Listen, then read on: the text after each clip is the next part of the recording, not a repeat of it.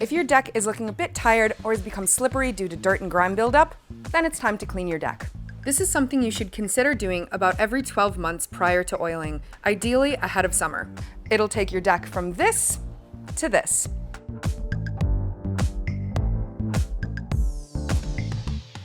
Hi, I'm Annika, and this is how to clean your deck. Let's get into it. First things first, before you start, make sure that the weather is on your side. Choose a day that's not too hot and there's no rain in sight.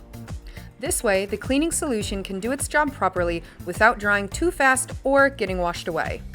Now, clear off any furniture, pots, or other items from your deck.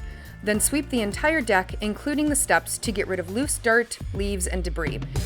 Use a stiff, bristled broom for this, paying special attention to the spaces between the timber boards where dirt can easily accumulate.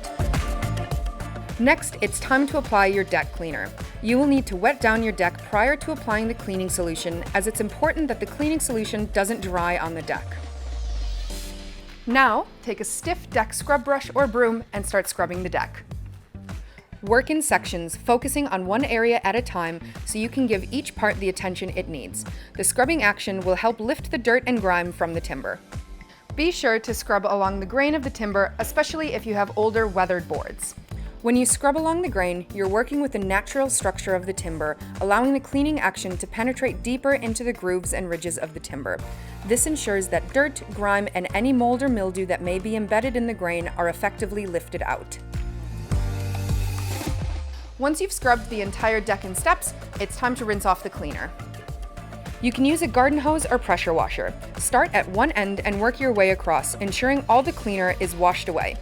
If using a pressure washer, be cautious with the pressure. Too high and it might damage the deck. After rinsing, check for any spots that might need a bit more attention and give them a re-scrub if necessary.